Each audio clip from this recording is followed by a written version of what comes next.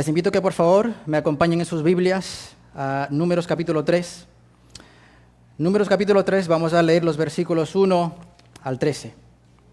Y estos son los registros de los descendientes de Aarón y Moisés, el día en que el Señor habló con Moisés en el monte Sinaí. Estos son los nombres de los hijos de Aarón: Nadab, el primogénito, Abiú, Eleazar e Itamar. Estos son los nombres de los hijos de Aarón, los sacerdotes ungidos, a quienes él ordenó para que ministraran como sacerdotes. Pero Nadab y Abiú murieron delante del Señor cuando ofrecieron fuego extraño ante el Señor en el desierto de Sinaí, y no tuvieron hijos. Y Eleazar e Itamar ejercieron el sacerdocio durante la vida de su padre Aarón. Entonces habló el Señor a Moisés, diciendo: haz que se acerque la tribu de Leví y ponlos delante del sacerdote Aarón para que le sirvan. Y se encargarán de las obligaciones para con él y para con toda la congregación delante de la tienda de reunión, para cumplir con el servicio del tabernáculo. Y guardarán también todos los utensilios de la tienda de reunión, junto con las obligaciones de los hijos de Israel, para cumplir con el servicio del tabernáculo. Darás, pues, los levitas a Aarón y a sus hijos. Les son dedicados por completo de entre los hijos de Israel. Y designarás a Aarón y a sus hijos para que se encarguen de su sacerdocio. Pero el extraño que se acerque será muerto.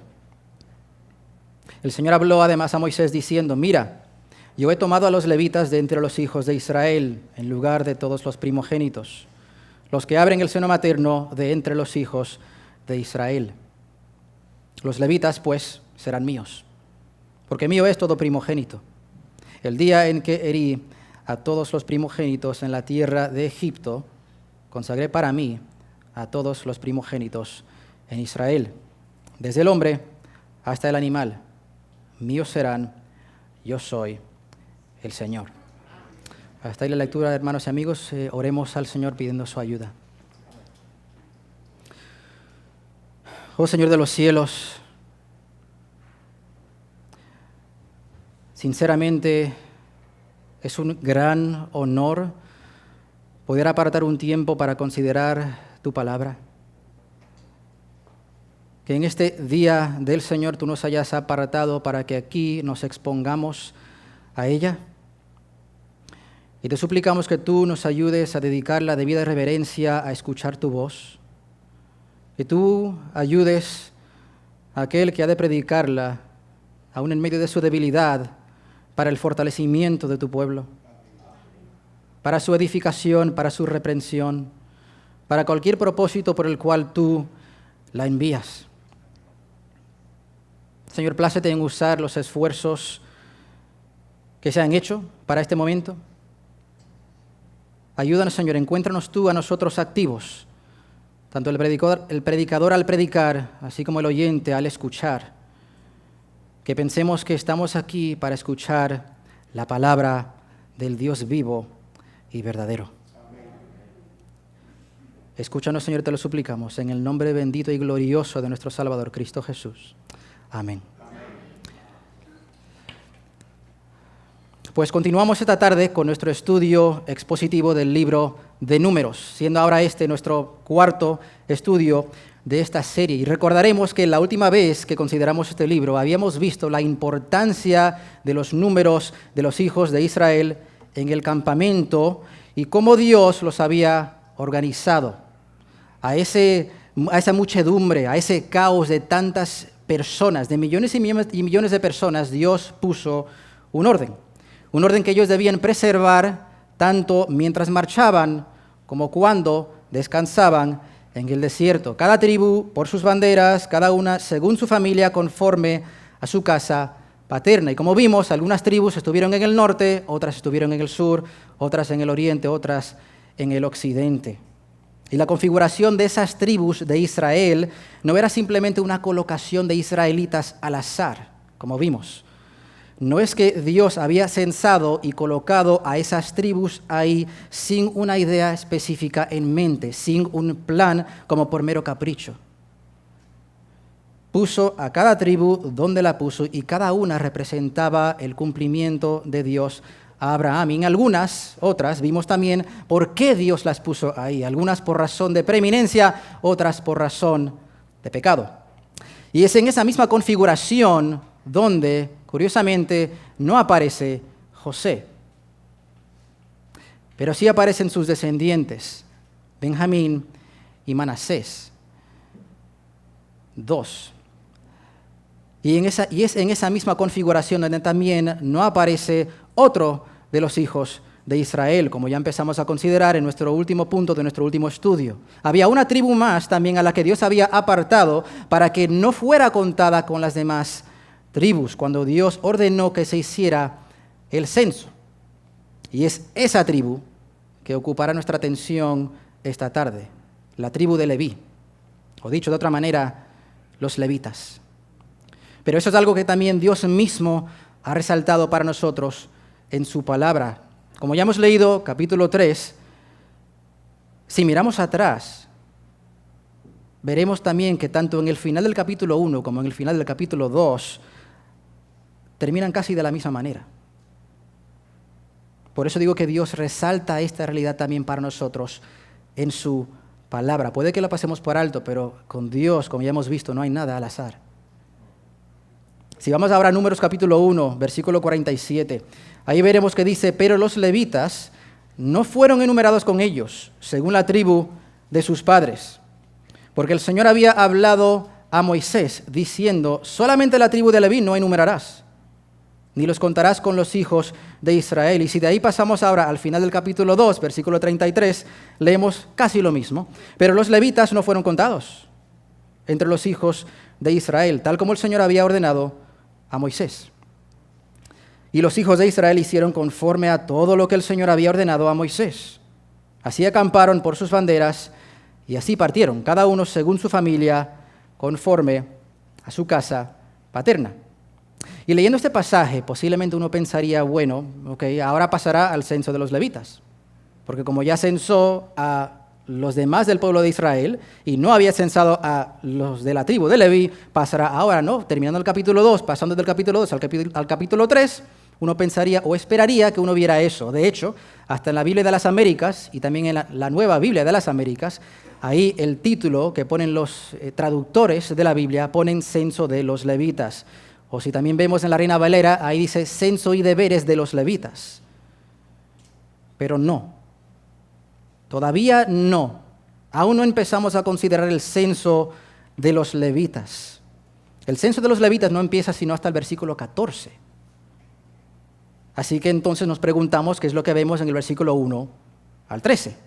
¿Qué es lo que vemos nosotros en este preámbulo que Moisés puso aquí, en este precenso? Esto es lo que vamos a ver en el sermón de hoy, teniendo por idea principal lo siguiente. Recuerda el poder y el proceder de Dios. Así que a medida que nosotros vayamos considerando lo de hoy, Números 3, del 1 al 13, tengan eso en mente. Recuerda el poder y el proceder de Dios. Y eso lo veremos considerando los siguientes 3 puntos. Primero, los sacerdotes. En segundo lugar, los deberes de los levitas.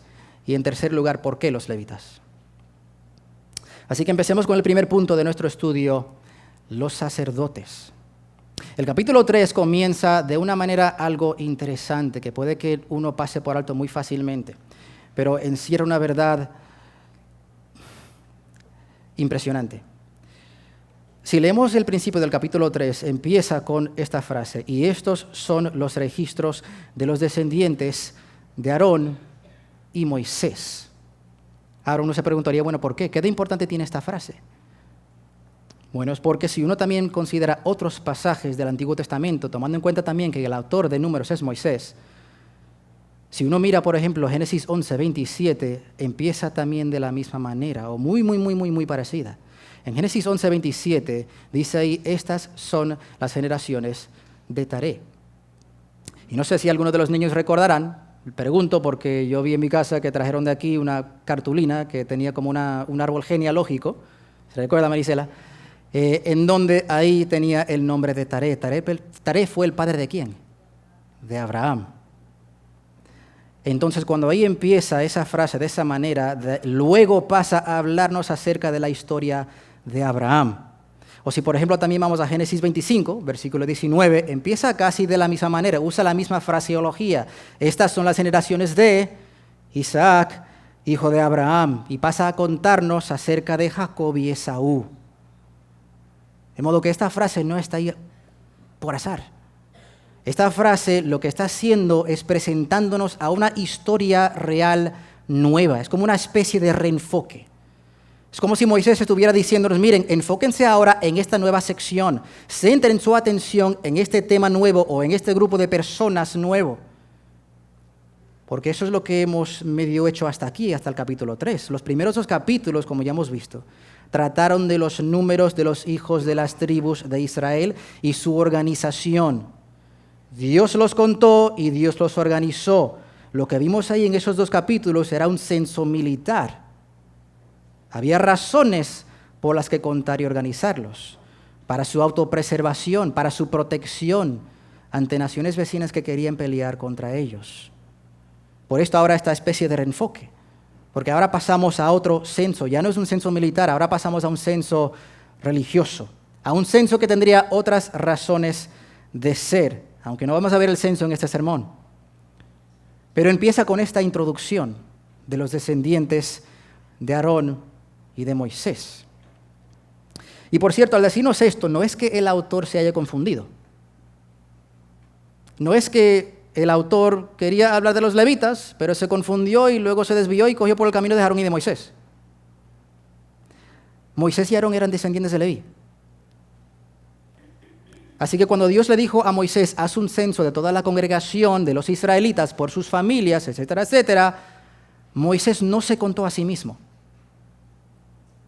Él mismo se pasó a sí mismo por alto.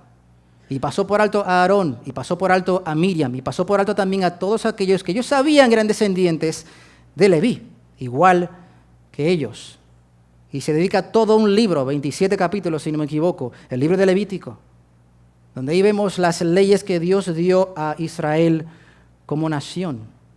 Y no solo eso, sino también lo que Dios exigiría de los levitas en el desempeño de sus labores ministeriales y sacerdotales. Y es en ese libro donde igual vemos la tarea solemne y única que Dios dio a esta tribu de Leví en general y a Aarón y sus hijos en particular. Por eso la frase, y estos son los registros de, porque Moisés está como dándonos como un toque de atención, como un llamado a reorientar nuestras antenas espirituales para que ahora nos enfoquemos en otra cosa, en otra cosa de suma importancia. Dice el versículo 1 al 3, y estos son los registros de los descendientes de Aarón y Moisés, el día en que el Señor habló con Moisés en el monte Sinaí. Estos son los nombres de los hijos de Aarón: Nadab el primogénito, Abiú, Eleazar e Itamar. Estos son los nombres de los hijos de Aarón, los sacerdotes ungidos, a quienes él ordenó para que ministraran como sacerdotes. Nos dice aquí que los hijos de Aarón son Nadab, Abiú, Eleazar e Itamar, y son aquellos que, siendo sacerdotes, serían la representación israelita apartada por Dios para interceder por los pecados del pueblo de Dios conforme a la manera en que Dios ha mandado. Lo voy a repetir una vez más.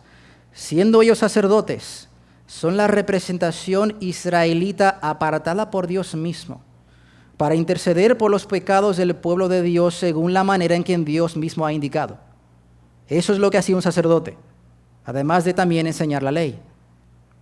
Pero hay también una cosa muy importante que debemos tomar en cuenta, y es lo siguiente, que todo aquel que fuera sacerdote tenía que ser levita, pero no todo levita podía ser sacerdote. Todo el que fuera sacerdote tenía que ser levita, pero no todo levita podía ser sacerdote. O sea, a lo que me refiero es que Aarón y sus hijos son descendientes de Leví. Igual lo eran Moisés, igual también la hermana de Moisés y de Aarón, Miriam. Pero solo Aarón y sus descendientes podían ser sacerdotes, nadie más. Es como si, por ejemplo, Adela, David, Daniel Supongamos de que Daniel es Aarón, pues solamente quienes fueran descendientes de Daniel podían ser sacerdotes. Los descendientes de David, los descendientes de Adela, no podían. Como dice también en el versículo 10, y designarás a Aarón y a sus hijos para que se encarguen de su sacerdocio. Así que aquí se nos dice quiénes son, no solamente los personajes de esta nueva historia, sino también quiénes son los primerísimos sacerdotes levitas del Antiguo Testamento. Aquí la importancia que Moisés quiere resaltar para nosotros. Aquí están los personajes de esta nueva historia, Nadab, Abiú, Eleazar e Itamar. Pero es después de nada más oír quiénes son estos personajes nuevos de esta historia, en la que ahora nos hemos reenfocado con esa frase, que ahora pasa a decirnos solamente en lo que dice en el versículo 4, Moisés, lo serio que era su trabajo, lo solemne y sagrado que era su ministerio y lo celoso que Dios es de una adoración correcta según sus directrices. Todo eso en el versículo 4. Dice, pero Nadab y Abiú murieron delante del Señor cuando ofrecieron fuego extraño ante el Señor en el desierto de Sinaí. Y uno quizás se preguntaría, pero Moisés, tú acabas de presentar a los personajes y ya ha muerto. ¿Qué hicieron ellos para sufrir semejante castigo? ¿A qué se refiere Moisés cuando dice eso de fuego extraño que los llevó a ellos a que murieran? Levítico 10. Si pasamos a Levítico 10, versículo 1 y 2, ahí veremos el relato concerniente a la muerte de Nadab y Abiú. Dice Levítico 10, pero Nadab y Abiú, hijos de Aarón, tomaron sus respectivos incensarios y después de poner fuego en ellos y echar incienso sobre él, ofrecieron delante del Señor fuego extraño, que él no les había ordenado. Y de la presencia del Señor salió fuego que los consumió y murieron delante del Señor.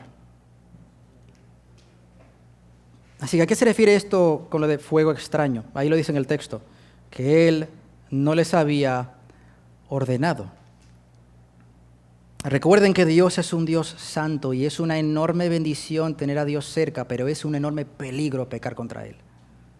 Especialmente si fueras sacerdote o levita. Pero algo que dice ahí acerca de la extrañeza del ofrecido, también nos da una idea de a qué se refería cuando escribió Moisés lo que escribió, porque dice que ellos ofrecieron fuego extraño, no incienso extraño. Se supone que según Levítico 16, ellos tenían que tomar brasas de fuego de sobre el altar. Pero parece que ellos tomaron brasas de otro lugar. Y el fuego que prendieron no fue fuego de brasas de fuego de donde Dios les dijo a ellos que tenían que tomar de sobre el altar, sino de otro lugar. De ahí lo extraño. No eran brasas aprobadas por el Señor. ¿Y qué es lo que hicieron estos sacerdotes o qué es lo que dejaron de hacer?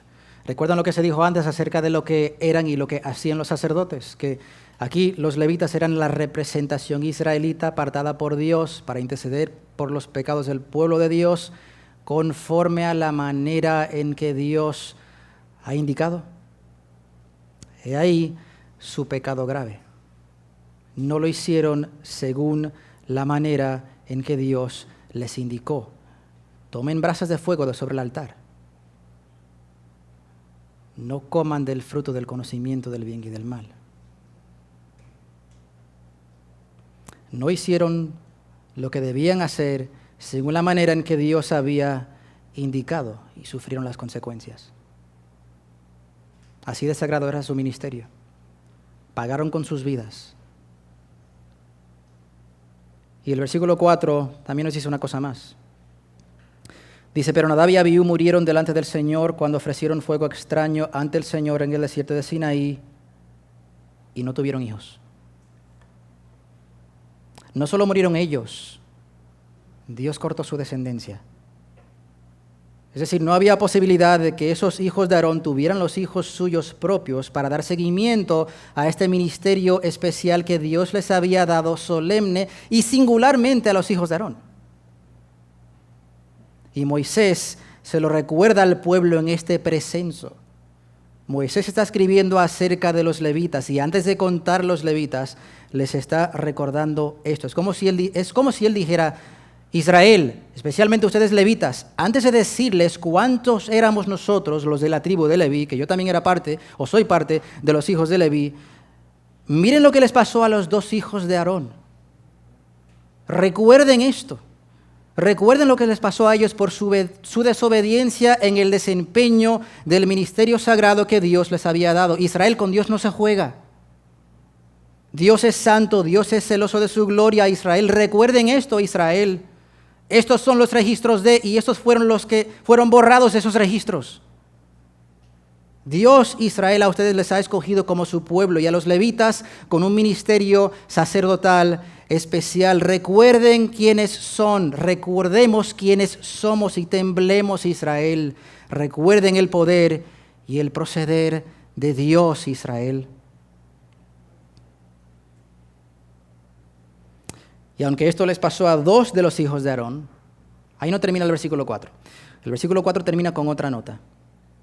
Dice, y Eleazar e Itamar ejercieron el sacerdocio durante la vida de su padre Aarón. Sí, 2 de sus hijos murieron, pero los otros 2 no. 2 fueron infieles, 2 fueron insensatos, 2 fueron desobedientes, los otros 2 todo lo contrario. Y esos 2 hijos menores, Eleazar e Itamar, durante toda la vida de Aarón desempeñaron su ministerio con fidelidad y no sufrieron las mismas consecuencias que sus hermanos mayores Nadab y Abiú. Pero es después de Moisés recordarnos esto que les pasó a ellos, que ahora pasa a hablarnos acerca de lo que serían sus deberes. Aunque no en gran detalle, esos detalles los veremos en otros versículos. En el capítulo 3 se ven, creo que 25, 31 y 36, y también en el capítulo 4. Pero ahora pasa a hablar acerca de los deberes de los levitas. Versículo 5.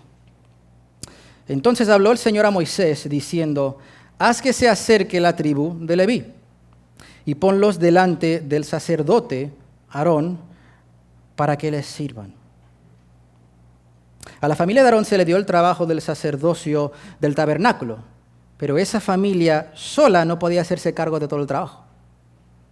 De ahí que dice el versículo 6, haz que se acerque la tribu de Leví y ponlos delante del sacerdote Aarón para que les sirvan.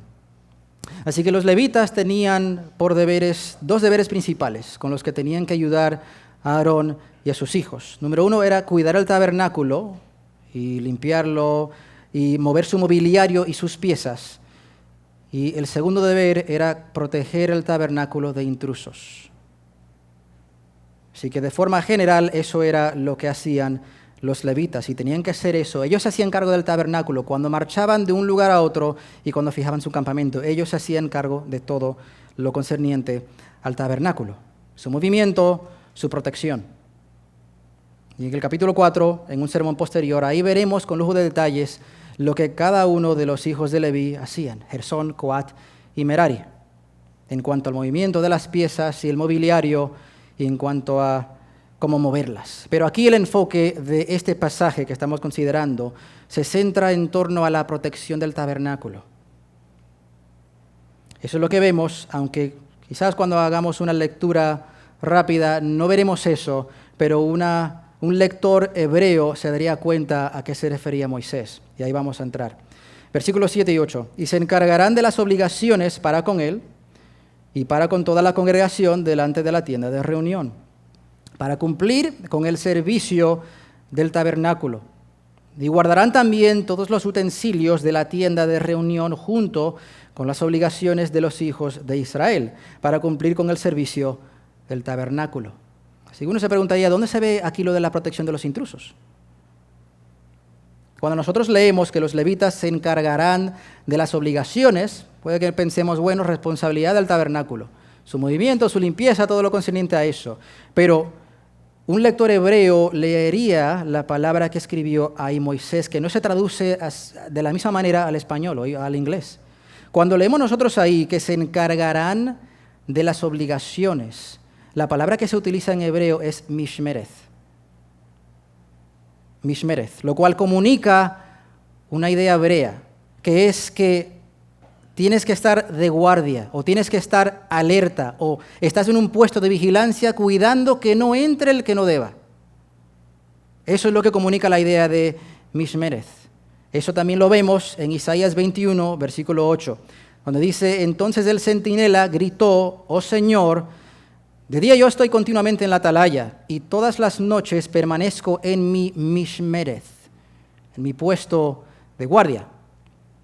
O en 2 de Reyes 11:5, y les dio orden diciendo: esto es lo que harán una tercera parte de ustedes, los que entran en el día de reposo, y Mishmereth, o hacen la guardia en la casa del rey. La misma palabra que se usa en el versículo 7 para encargarse de las obligaciones es la misma palabra que se usa en estos pasajes: hacer la guardia, puesto de guardia. Y hasta ahí llega mi hebreo, Mishmereth y Shalom, así que no me pregunten más. Y si quieren saberlo en griego, pregúntenle a Javier Cruz.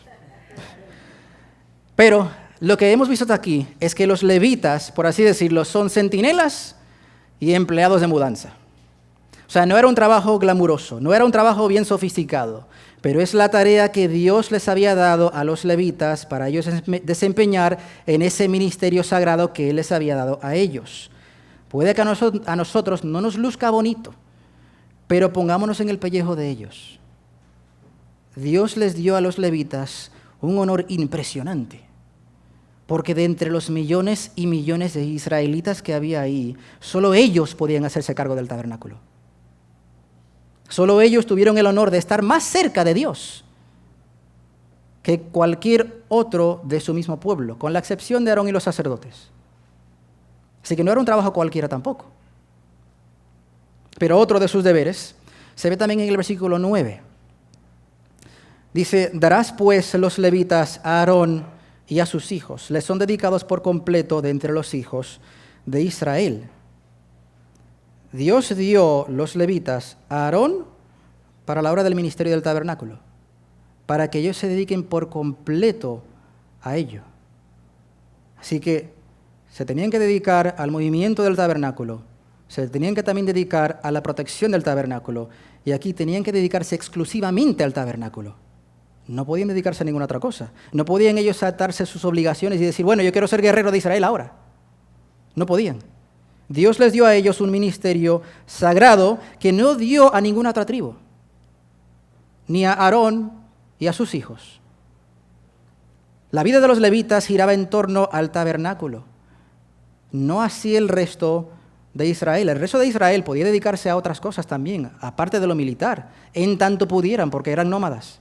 Pero podían dedicarse a la ganadería, a la cacería, a comerciar. Los levitas no. Dios dedicó por completo esa tribu a la familia de Aarón y a sus hijos. No tenían el lujo de hacer otra cosa. El propósito de su vida era asegurarse de que ayudaran a Aarón en el servicio del tabernáculo, en montarlo cuando no peregrinaban por el desierto, y en transportar todo lo que lo componía mientras sí viajaban. Y vemos también una última cosa en cuanto a los deberes de los levitas en el versículo 10. Dice: y designarás a Aarón y a sus hijos para que se encarguen de su sacerdocio, Aarón y a sus hijos. Pero el extraño que se acerque será muerto. Parte de los deberes de los levitas era saber dónde quedaba el límite de su trabajo y no propasarse. Quien estaba a cargo del sacerdocio, Aarón y sus hijos. No los demás levitas, solo Aarón y sus hijos. Los levitas recibían sus órdenes de Aarón y de su familia. Ellos fueron dados a Aarón, no Aarón a ellos. Igual los sacerdotes tenían también sus deberes específicos y no tenían el lujo de hacer las cosas como ellos quisieran, como ya vimos con Nadab y Abiú. Los levitas no podían darse el lujo de hacer de sacerdote cuando Dios no les dio a ellos ese oficio. Eso es lo que se ve en la última parte de ese versículo: el extraño que se acerque será muerto. Igual que no se le permitía a cualquier israelita que no fuera levita acercarse al tabernáculo sin permiso, tampoco podía el levita hacer de sacerdote y pensar que saldría impune. El extraño que se acerque será muerto. Hay que cumplir con las directrices y las instrucciones de Dios. O sea, el que se acercare a donde Dios le ha dicho no puede ir, si va sin su permiso expreso, sufriría la muerte, aunque fuera levita. Bien, y hasta aquí hemos visto los sacerdotes, es decir, levitas de la descendencia de Aarón. Hemos visto los deberes de los demás levitas. Y ahora pasamos al último punto de nuestro estudio, al por qué. ¿Por qué los levitas y no alguna otra tribu? En nuestro último estudio vimos algo de esto, con lo del becerro de oro. ¿Recuerdan lo del becerro de oro? Éxodo 32. Ante ese espectáculo, Moisés dijo, el que esté por el Señor, venga a mí. Paso seguido, se juntaron a él todos los hijos de Leví. Esa fue una razón. Esa fue la única tribu que se acercó a Moisés y mostró celo por la adoración de Dios cuando su honor fue profanado. Cuando los hijos de Israel, por Moisés tardar tanto en el monte Sinaí, le obligaron a Aarón a hacer un becerro de oro, y ellos dijeron, he aquí tu Dios, Israel, el becerro que te sacó de la tierra de Egipto. Pero el versículo 11 y 12 también nos dice algo más acerca de por qué los levitas. Versículo 11. El Señor habló además a Moisés diciendo, mira, yo he tomado a los levitas de entre los hijos de Israel en lugar de todos los primogénitos, los que abren el seno materno de entre los hijos de Israel. Los levitas, pues, serán míos. Así que una razón, su celo por la adoración. Segunda razón, por la que Dios eligió a los levitas, por la consagración de los primogénitos. Recuerden, el primogénito era considerado el hijo más valioso de la familia. El hijo de mayor honor, de mayor preeminencia, de mayores privilegios por ser el primero en nacer. ¿Por qué? Porque se esperaba que el nombre de la familia lo garantizaba el primogénito, que iba a seguir de generación en generación.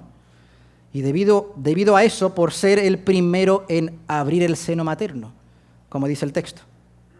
Se le consideraba como el símbolo de mayor fuerza,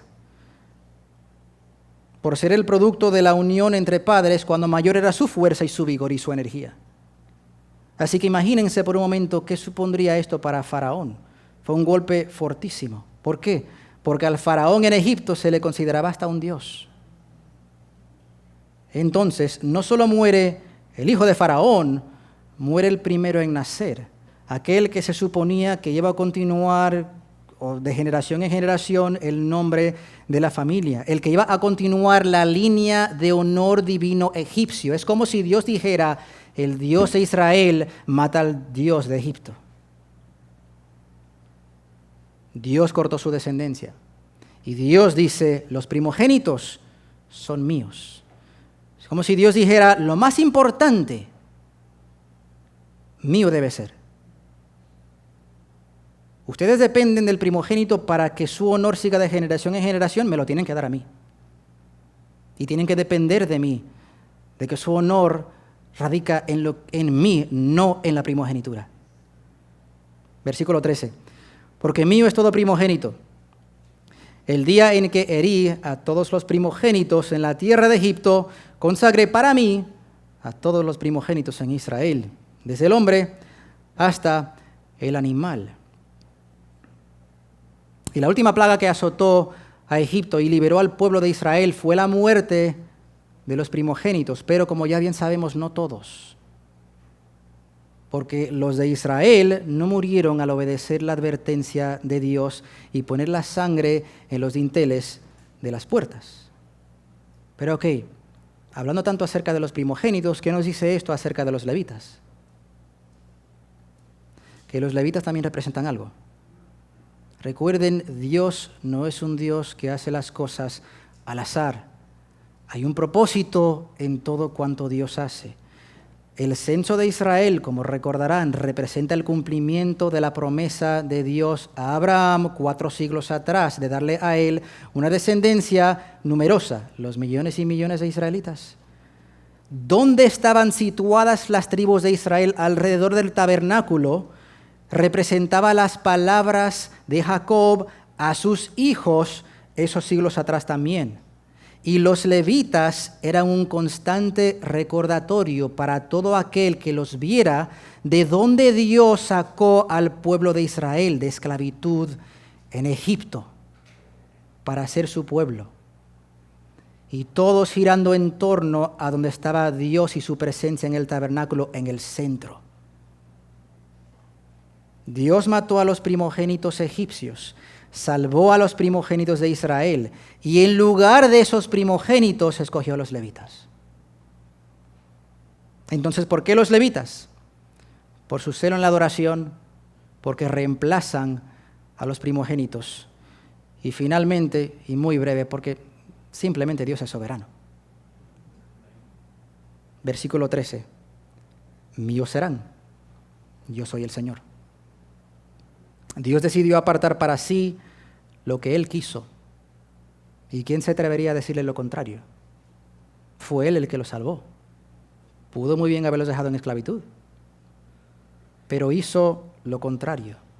Y al salvarlos, los hizo suyos. Y así fueron. Como creo que dice Matthew Henry, que fueron doblemente de Dios. Pertenecían a Dios por derecho de creación, eran criaturas de Él, pero también le pertenecen a Él por derecho de redención. Y no podemos decir nosotros también, los que creemos en Cristo, que somos doblemente de Dios, por creación y por redención. Pero entonces, habiendo considerado ya lo que expone para nosotros estos 13 versículos, este precenso, ¿qué es lo que podemos aprender nosotros o aplicar nosotros extrayendo aplicaciones de este pasaje que relata lo que ocurrió siglos y siglos y siglos atrás? Hoy no hay sacerdotes, hoy no hay tabernáculo, no se puede ver a los levitas en acción. Así que, ¿qué sacamos de este precenso que Moisés puso aquí? Varias cosas. En primer lugar, Dios es el que llama al ministerio. En el Antiguo Testamento, Dios llamaba a profetas individualmente y apartó a la tribu de Leví para el tabernáculo. Es decir, Moisés no se autoproclamó profeta o libertador de Israel. Tampoco se autoproclamaron profetas Isaías, Samuel, Elías, Ezequiel. Ellos no se autoproclamaban por autoidentificación como profetas. Dios llamaba al hombre. Y Dios apartó a Aarón y a su familia para que ellos se encargaran del sacerdocio. Nadie se asignaba a sí mismo líder o intermediario entre Dios y los hombres. Dios los llamaba. Así mismo en la iglesia. Dios ha dejado requisitos con los que cada hombre que aspire al ministerio debe cumplir. En 1 Timoteo 3 y en Tito 1. Si el hombre no cumple con esos requisitos, no puede ser pastor, no puede ser diácono. ¿Y quiénes son los que pueden ver si ese hombre que aspira al ministerio cumple con ellos o no? El pueblo de Dios, la iglesia. Y no podemos identificarnos con esto, nosotros. Nosotros que hace poco pudimos participar en una ordenación pastoral que trajo tanto gozo y tanta alegría. Ahí pudimos ver la culminación en cierto sentido, porque Dios no termina de guiarnos, pero la culminación de todo un proceso de nosotros ser guiados como pueblo hasta ahí. O sea, nosotros antes de empezar a reunirnos, cuando empezamos a reunirnos los que nos reunimos, nunca era una idea siquiera en nuestra mente de empezar este ministerio. Pero Dios en su bondad no nos dejó solos. Dios nos guió por medio de otros pastores que nos aconsejaron bíblicamente. Aquellos que previamente habían sido convocados por el Señor para ese oficio sagrado. Y ellos plantaron la semilla que germinó en Iglesia Bíblica Emanuel. Y aunque por un tiempo, claro, estuvimos sin pastor, sin aquel formalmente llamado para dedicarse a ese ministerio sagrado para el bien nuestro, no fue sino hasta el cumplimiento del tiempo, la supervisión pastoral que hicieron ellos, también la examinación que nosotros como iglesia hicimos al tomar en cuenta los mismos requisitos y la imposición de manos, que ya ahí pudimos ver la culminación de la promesa de Dios a nosotros en volver a llamar al pastor Harvey al ministerio. Así que eso, ¿a qué nos llama a nosotros como pueblo? A ser diligentes en la oración, a pedir a Dios que Él siga levantando a hombres que aspiren a ser pastores y diáconos, y con Biblia en mano mirar bien si aquellos que aspiran cumplen. Dios eligió a Aarón y a sus descendientes. Dios eligió a los levitas y Dios nos dice cómo elegir a aquellos que servirán como pastores y como diáconos en iglesias locales. Así que tenemos tú y yo una responsabilidad solemnísima. Oremos que Dios nos dé ojos para ver bien, que nos dé Dios discernimiento, porque quienes ministran pueden llegar a ser una de las mayores bendiciones para una iglesia o una de las peores maldiciones.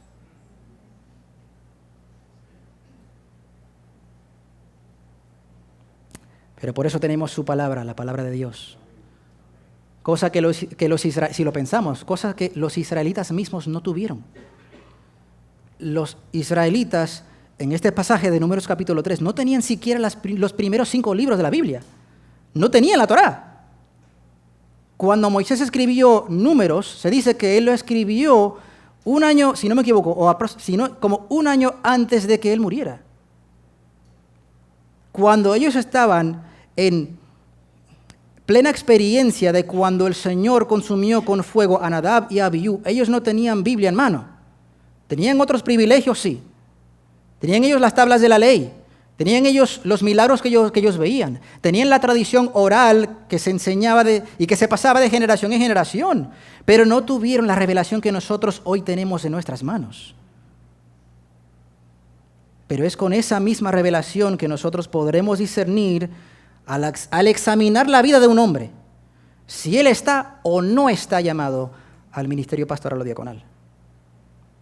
Así que, ¿qué aplicación podemos sacar de esto? Que Dios llama al ministerio y nosotros somos responsables de ese proceso. En segundo lugar, Dios ve la hipocresía. Dios ve la hipocresía. ¿Dónde vemos esto? Piensen por un momento otra vez en Nadab y Abiú. ¿Qué hicieron ellos? Sí pecaron gravemente contra el Señor cuando ofrecieron fuego extraño. Pero ¿qué más hicieron ellos al hacerlo? No es que solo usaron brasas que el Señor no les había dicho que usaran. Es que intentaron hacer pasar unas brasas de fuego por otras. Las usaron como si fueran las que Dios había aprobado. Dios no las aprobó. ¿Y por qué era tan serio el asunto? Recuerden, ellos intercedían por el pueblo de Dios en la presencia de Dios. Dios les había dicho cómo hacerlo. Entonces, si ellos no lo hacen como Dios había mandado, no lo estaban haciendo. No estaban ellos intercediendo por el pueblo de Dios. Estaban dejando al pueblo de Dios en sus pecados. Y en lugar de ayudar al pueblo de Dios, le estaban haciendo daño. Daño a su pueblo, daño a sí mismos, por desobedecer las instrucciones claras de Dios. De ahí lo solemne. Dios no toma con ligereza el pecado. Ahí lo vimos en Nadab y en Abiú. Y esto debería recordarnos, especialmente a aquellos que enseñan o que ministran. ¿En qué pasaje? Santiago 3, versículo 1.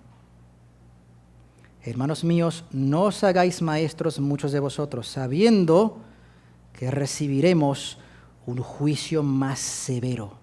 Eso debe hacerle a uno temblar.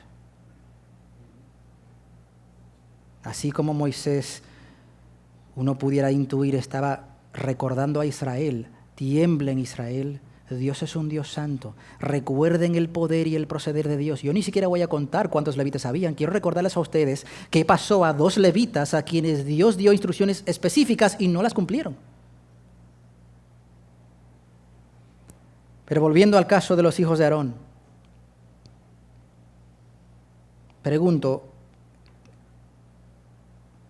¿quién vio lo que hicieron ellos antes de que el Señor enviara fuego que los consumiera?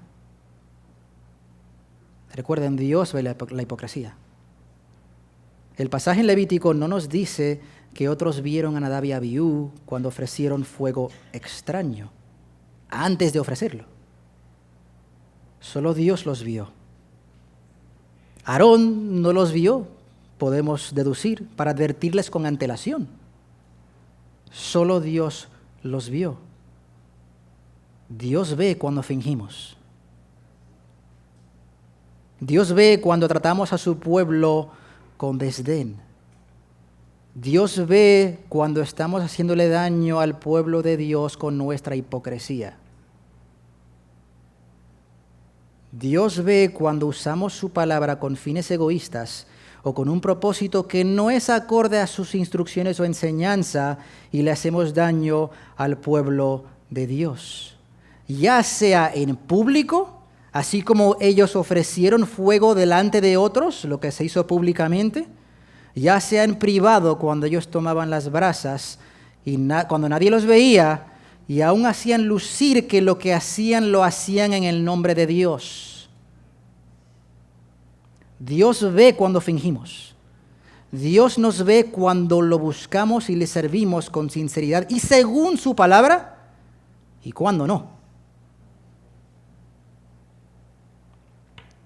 Otra cosa que también nos recuerda este caso de Nadab y Abiú, y no sabía si dividir esto en otra aplicación o simplemente hacerlo como parte de esta aplicación, lo de Dios viendo la hipocresía, pero una cosa más que nos recuerda este caso de Nadab y Abiú que vimos aquí es que en el ministerio nadie es imprescindible, nadie es indispensable. ¿Por qué? Dios juzgó a Nadab y Abiú por su pecado. ¿A quiénes fueron que Dios puso como sacerdotes en Israel? Aarón y sus hijos, Nadab, Abiú, Eleazar y Tamar. De esos 5, Dios mató a 2. No eran necesarios. Nadie es indispensable. Dios abriría camino. Dios siempre lo hace. Dios siempre ha levantado hombres o ministros para su obra. ¿Qué nos toca a nosotros? Orar al Señor de la mies, que Él envía obreros a su mies. Dios los levantará. Y otra cosa que nos enseña este caso de Nadab y Abiú, aquel que siendo ministro, que piensa que como ellos, nadie verá su pecado, se equivoca. Podrán engañar al pueblo de Dios, así como nadie supo que ellos estaban usando brasas desaprobadas. Pero no podrán engañar a Dios cuando llegue el tiempo de Él juzgarlos a ellos si no se arrepienten. Nadab y Abiú pudieron haber pensado, Dios nos dijo a nosotros que tomáramos brasas de sobre el altar. ¿Qué estamos haciendo tomando brasas que no son de sobre el altar? Y podían rectificar el asunto, arrepentirse de lo que tenían pensado hacer, no hacerlo y seguir ministrando como ministraron Eleazar y Tamar durante toda la vida de Aarón. Pero no lo hicieron y sufrieron las consecuencias. Hermanos, Dios llama a ministros, sí, pero no podemos pensar que Dios nos necesita a nosotros para hacer su obra. Dios no nos necesita. Así como no necesitó a Nadab y a Abiú, nosotros simplemente somos vasos de barro en las manos del alfarero maestro. Él se plaza en usarnos para sus fines. No nos necesita para eso. Así que, iglesia, vigila. Estate vigilante, iglesia. Vigila a los que laboran en el ministerio. Ellos nunca estarán libres de pecado. Ninguno de nosotros lo estaremos. Todos pecamos. Todos y cada uno de nosotros tenemos la semilla del pecado dentro. Claro, el pecado ya no es presidente, sino residente. Aún está ahí. No hemos sido libertados de la presencia del pecado, aunque sí de su poder,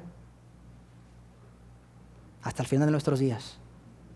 Así que ora, mis hermanos, oren por ellos, por los ministros, hablen con ellos, compartan con ellos y guarden su reputación.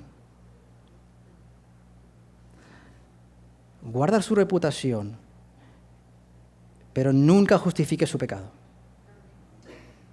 Nunca. Dirígete a Él con mansedumbre, sabiendo que tú también eres débil para caer, pero no justifiques el pecado de nadie. No es que dudes de ellos cuando no tengas razón para ello, pero si tienes razón, recuerda que tu lealtad, nuestra lealtad, nunca debe ser con un hombre. Es con Cristo y su palabra.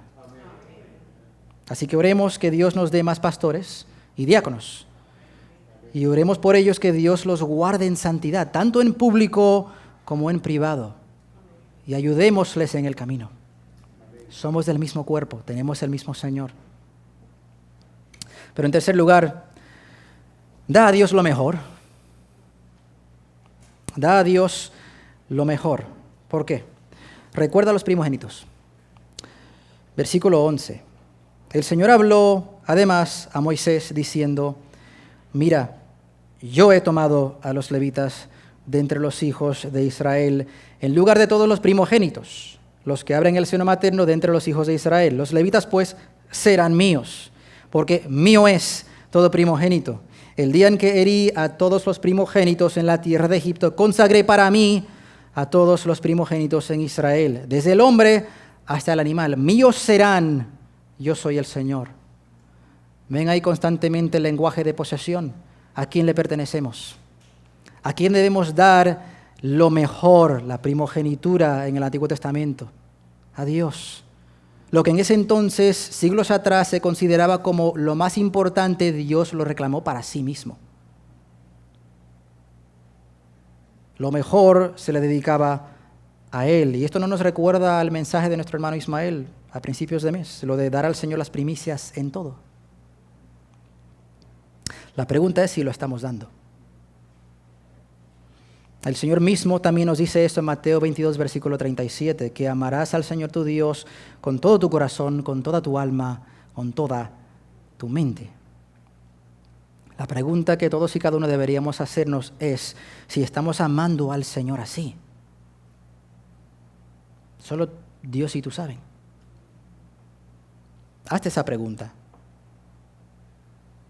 ¿O es que aún en el culto mismo, cuando estás escuchando la palabra de Dios como en ningún otro día, te distraes? Es muy fácil distraerse. Te distraes con el teléfono y en lugar de quizás usarlo con un fin bueno como para tomar notas o para usar la aplicación de la Biblia, en lugar de eso curioseas por Facebook o Instagram.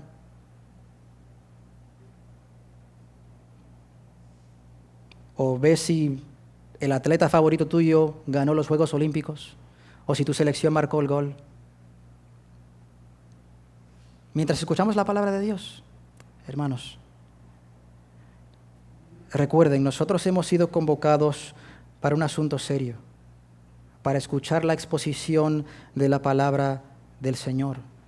Y es aún en esas cositas donde nosotros podemos mostrar el amor que tenemos por Él, o falta de. Y si no lo hay, como debe haberlo, ese amor, arrepintámonos de nuestro pecado y pidamos a Dios mayor gracia, mayor amor por Él. Él lo dará.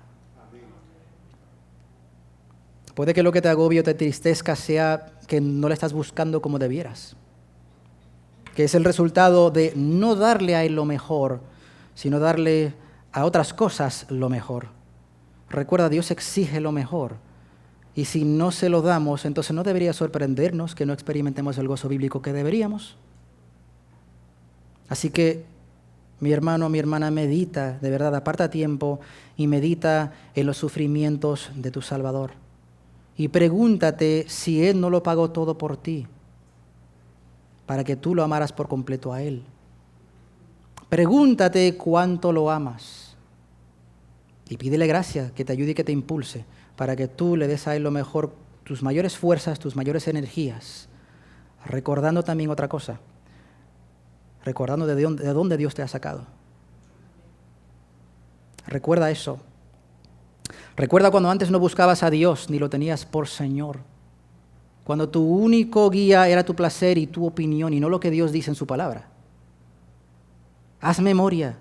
Así como Moisés, aunque sin usar la palabra recuerda, pero uno ya vio cuántas veces Moisés les estaba diciendo, señores, recuerden esto. Israel, recuerda el proceder y el proceder de Dios. Recuerda el poder y el proceder de Dios en tu propia vida. Recuerda cuando Dios no aparecía en tus pensamientos.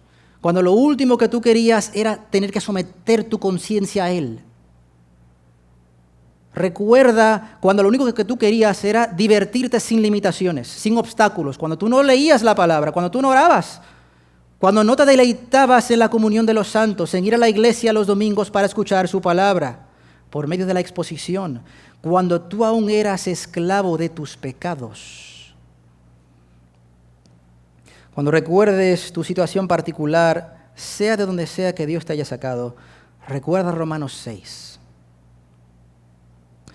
Pero gracias a Dios, porque es a Él al que uno se lo debe, que aunque erais esclavos del pecado, os hicisteis obedientes de corazón a aquella forma de enseñanza a la que fuisteis entregados, y habiendo sido libertados del pecado, os habéis hecho siervos de la justicia.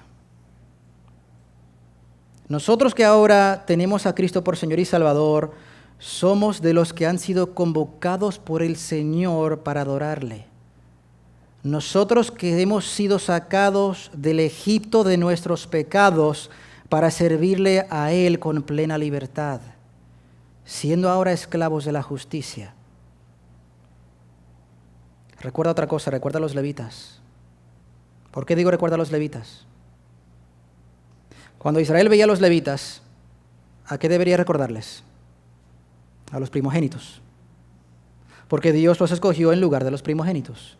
¿Y a qué les debería recordar los primogénitos? A su liberación de esclavitud en Egipto. Así que, cuando vengas a la iglesia y te reúnas con tus hermanos en la fe, recuerda que tú estás en la asamblea de los libertados de la esclavitud al pecado. Recuerda que ya no eres esclavo del pecado para someterte a él. Tú has sido libertado de eso por el poder de Dios en Jesucristo. Recuerda que ahora tienes a otro amo que te compró con su sangre. Que según Filipenses 2, donde dice, aunque existía en forma de Dios, no consideró el ser igual a Dios como algo a que aferrarse, sino que se despojó a sí mismo tomando forma de siervo, tomando forma de doulos, de esclavo, haciéndose semejante a los hombres y hallándose en forma de hombre, se humilló a sí mismo, haciéndose obediente a ¿qué? A la ley de Dios, la ley que tú y yo nunca hubiéramos podido someternos y obedecer a perfección. ¿Hasta dónde? Hasta la muerte y muerte de cruz. Es decir, aquel que no era esclavo, se hizo esclavo por ti, por amor a ti. Recuerda eso. Recuerda el precio que tu Salvador pagó por ti. Cuánto te amó, cuánto te ama y de dónde te ha sacado. Y que eso te impulse a la obediencia. Por amor a Él. Y tú, mi amigo, que posiblemente estás aquí, una última aplicación es para ti. Mira dónde tú aún estás. Amigo mío, tú aún no puedes recordar de dónde Dios te ha sacado porque aún estás en tus pecados. No hay memoria que hacer en tu caso. Asistir a la iglesia no te hace salvo.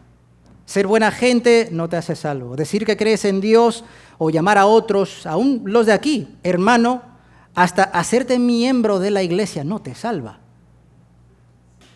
Hacer buenas obras, no decir malas palabras, no hacerle daño a nadie, respetar la autoridad, nada de eso te salva. Recuerda tú también los primogénitos en Egipto.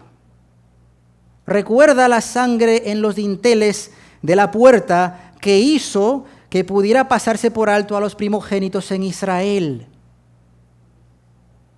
Esa sangre de un cordero, esa sangre que pusieron en los dinteles de la puerta, era una sangre de un cordero sin defecto. Y quizás recordarás tú también quién es aquel de quien dijo Juan el Bautista: he ahí el Cordero de Dios que quita el pecado del mundo. El Señor Jesucristo. De Él es la sangre que cuando te toque pasar de esta vida, si Dios no la ve sobre ti, te castigará a ti por tus pecados. No te pasará por alto. Dios te juzgará. Por eso, amigo mío, corre, huye al Señor Jesucristo y clama por misericordia. Él cambiará tu corazón, Él cambiará tus deseos y ya no serás más esclavo del pecado. Y ahí podrás contar junto con nosotros de dónde Dios te ha sacado. Porque Dios es un Dios de inflexible santidad y justicia. Dios no puede simplemente pasar por alto el pecado, lo tiene que castigar, porque si no, no sería un Dios justo. Entonces, con todas tus fuerzas, ¿qué puedes tú entregar a Dios para que Él te salve? No puedes hacer ninguna buena obra, ni una sola, si son trapos de inmundicia. No puedes hacer absolutamente nada para salvarte a ti mismo. Solo con manos vacías decir: Señor, perdóname. Señor, sálvame. Señor, rescátame de mi esclavitud a mi pecado. Derrama sobre mí tu misericordia y tu gracia. Que la sangre de Cristo me limpie a mí de todos mis pecados, para que cuando ya me toque a mí pasar de aquí a la vida venidera, tú no me veas a mí, sino veas a Cristo en mí. Amigo mío, arrepiéntete de tus pecados y Cristo te salvará. Oremos.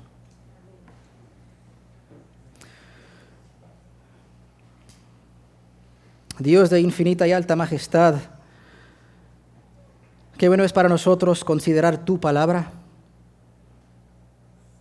ver que en ti hay poder, recordar tu poder y tu proceder en tiempos antiguos, recordar también tu poder y tu proceder en nosotros, los que a ti te pertenecemos, por derecho de creación y por derecho de redención. Te damos gracias por esto que hemos considerado en este pasaje de Números. Y te suplicamos que tú también nos ayudes a hacer memoria de lo tanto que tú nos amas, de todo lo que ha hecho tu Hijo por nosotros, para nuestra redención.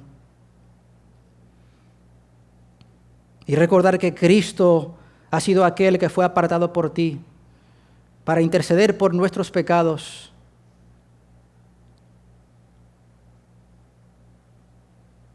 Según tú lo has indicado, y eso a perfección.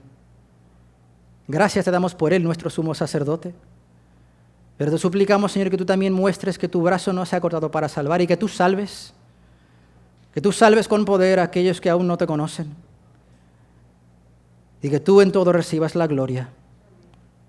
Señor, santifícanos y sálvalos a ellos que no te conocen.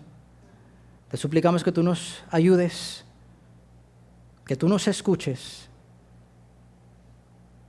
que nos permitas dejar atrás aquello que nos agobia, aquello que nos abruma, aquello que no nos permite progresar.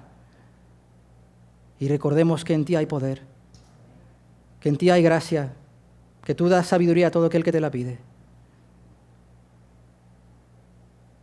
Para recordar cuánto tú nos amas, recordar el poder de la cruz de Cristo para santificar y para salvar.